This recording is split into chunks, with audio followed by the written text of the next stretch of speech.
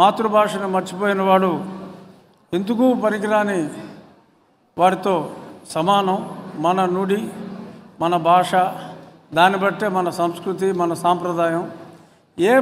కనీసం ఆ స్క్రిప్ట్ లేని భాషలు కూడా మాకు స్క్రిప్ట్ కావాలి, మా భాషను మేము పరిరక్షించుకోవాలి అని ఆ మైథిలి ఇంకా కొన్ని చిన్న చిన్న భాషల వాళ్ళు కూడా ఉద్యమాలు చేస్తున్న ఈ రోజుల్లో మరి ఇటాలియన్ ఆఫ్ ది ఈస్ట్ అన్నారు, దేశ భాషలందు తెలుగు లెస్స అన్నారు.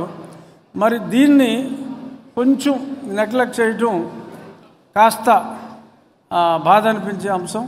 ఎందుకంటే పెద్దలు రమణ గారు, జిఆర్ గారు ఉన్న ఈ వేదిక మీద ఇది మాట్లాడటం సబబేమో. అందుకని చెప్పి ముఖ్యమంత్రి గారు చివరిలో మాట్లాడితే ఆయన ఉండగానే చెప్పాలి అని చెప్పి అనుకున్నాం. కానీ ఆయన ముందే వెళ్ళిపోయినందువల్ల మరి ఈ విషయం ఆయనకి చేరుతుందో లేదో తెలియదు. కానీ చేర్చే ప్రయత్నం మీడియా, TV5 ఉన్నారు, మరి ఇక్కడ సాంబశివరావు, మీలాంటి వాళ్ళందరూ కొంచెం ముందుకు వచ్చి మీడియా వాళ్ళందరూ భాషా పరిరక్షణ కోసం పాటుపడాలని, తెలుగు వన్ ఫంక్షన్కి వచ్చి తప్పట్లు కొట్టి స్ఫూర్తి అవార్డులు తీసుకుంటాం కాదు, తెలుగు భాష మీద స్ఫూర్తితో పనిచేయాలని మనస్ఫూర్తిగా కోరుకుంటూ నాకు ఈ అవకాశాన్ని ఇచ్చిన మిత్రుడు పెద్దలు చిన్నజీఆర్ స్వామి గారికి, నాకు ఎంతో ఆప్తులు సుప్రీంకోర్టు మాజీ చీఫ్ జస్టిస్ ఎన్వి రమణ గారు, ఇంకా ఎంతోమంది వేదికను అలంకరించిన పెద్దలు, అందరికీ నా హృదయపూర్వక నమస్కారాలు. మామూలుగా చంద్రబాబు నాయుడు గారు, రమణ గారు, స్వామీజీ చివరిలో మాట్లాడతారు. చాలా ఎక్కువ రవిశంకర్ గురించి చెప్పేయచ్చు అనుకున్నా, కానీ మాకెవరికి అవకాశం లేకుండా ముందు వాళ్ళే మాట్లాడారు. కాబట్టి నేను చెప్పింది మళ్ళా అందరూ చెప్పిన దాన్ని నేను మరీ వలివేయటం బాగోదు. ఆయన తెలుగు వన్ నేను ఎప్పటి నుంచో చూస్తున్నా. బట్ గతంలో ఏంటంటే నేను ఒక 15 సంవత్సరాల క్రితం నాకు సినిమా పాటలు, పాత సినిమాల్లో బిట్లు అవి కొంచెం మక్కువ. అప్పటి నుంచి కూడా నేను ఆయన పరిచయం అవ్వక ముందు నుంచి కూడా నేను తెలుగు వన్కి పెద్ద ఫ్యాన్ని. ఆ తర్వాత ఓ దశాబ్దం క్రితం ఆయన బాగా పరిచయం అవ్వటం, నేను కూడా వాళ్ళ స్టూడియోకి వెళ్ళి కూడా 1-2 ప్రోగ్రామ్స్, చాలా ఇంటర్వ్యూస్, మా ఇంటి దగ్గర కూడా చాలా ఇంటర్వ్యూస్, గోపీకృష్ణ ఇంకా చాలామంది ఇంటర్వ్యూలు చేయటం. ఆ తర్వాత మొన్న గత 5 సంవత్సరాల క్రితం జరిగిన విధ్వంసంలో మరి ఆయన ఎంతో ధైర్యంతో చాలా పెద్ద పెద్ద సాహసాలే చేసిన వ్యక్తి.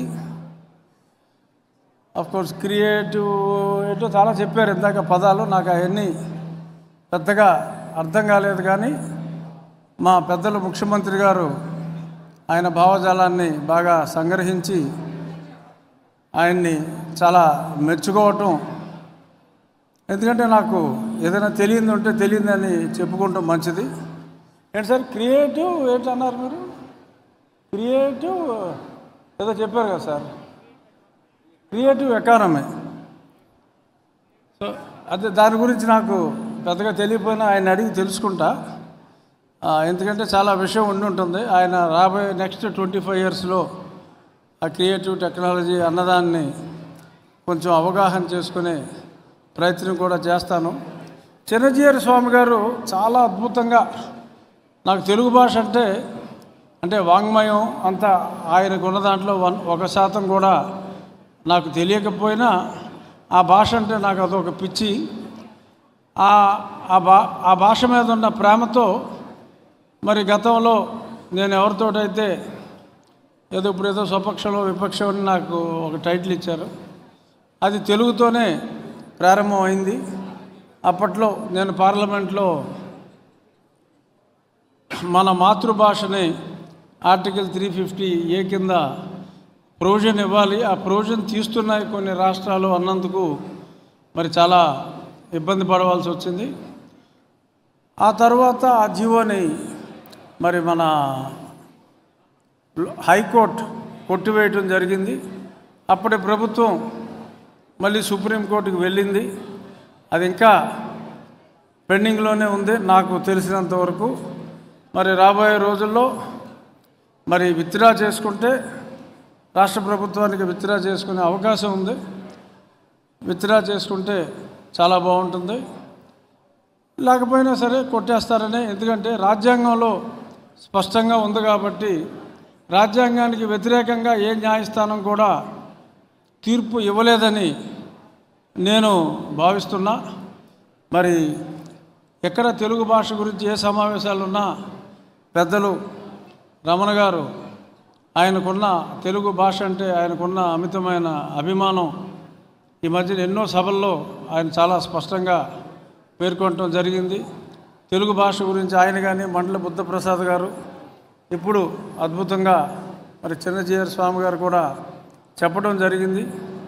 ఈ తెలుగు వన్ ఈ వేడుకల్లో మరి తెలుగువారు అందరూ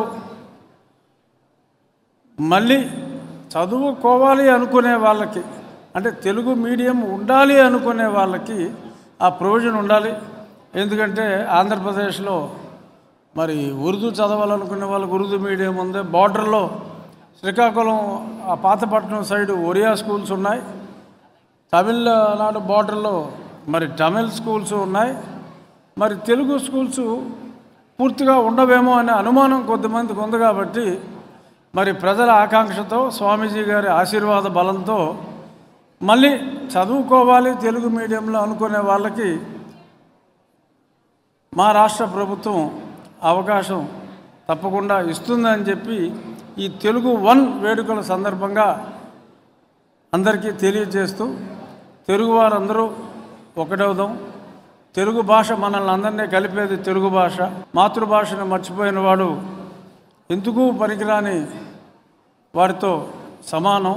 మన నుడి, మన భాష, దాన్ని బట్టే మన సంస్కృతి, మన సాంప్రదాయం. కనీసం ఆ స్క్రిప్ట్ లేని భాషలు కూడా మాకు స్క్రిప్ట్ కావాలి, మా భాషను మేము పరిరక్షించుకోవాలి అని ఆ మైథిలి ఇంకా కొన్ని చిన్న చిన్న భాషల వాళ్ళు కూడా ఉద్యమాలు చేస్తున్న ఈ రోజుల్లో మరి ఇటాలియన్ ఆఫ్ ది ఈస్ట్ అన్నారు, దేశ భాషలందు తెలుగు లెస్స అన్నారు. మరి దీన్ని కొంచెం నెగ్లెక్ట్ చేయటం కాస్త బాధ అనిపించే అంశం. ఎందుకంటే పెద్దలు రమణ గారు, జీఆర్ గారు ఉన్న ఈ వేదిక మీద ఇది మాట్లాడటం సబబేమో. అందుకని చెప్పి ముఖ్యమంత్రి గారు చివరిలో మాట్లాడితే ఆయన ఉండగానే చెప్పాలి అని చెప్పి అనుకున్నాం. కానీ ఆయన ముందే వెళ్ళిపోయినందువల్ల మరి ఈ విషయం ఆయనకు చేరుతుందో లేదో తెలియదు. కానీ చేర్చే ప్రయత్నం మీడియా, TV5 ఉన్నారు, మరి ఇక్కడ సాంబశివరావు, మీలాంటి వాళ్ళందరూ కొంచెం ముందుకు వచ్చి మీడియా వాళ్ళందరూ భాషా పరిరక్షణ కోసం పాటుపడాలని, తెలుగు వన్ ఫంక్షన్కి వచ్చి తప్పట్లు కొట్టి స్ఫూర్తి అవార్డులు తీసుకుంటాం కాదు, తెలుగు భాష మీద స్ఫూర్తితో పనిచేయాలని మనస్ఫూర్తిగా కోరుకుంటూ నాకు ఈ అవకాశాన్ని ఇచ్చిన మిత్రుడు రవిశంకర్ గారికి నా హృదయపూర్వక ధన్యవాదాలు తెలియజేస్తున్నా. నమస్కారం.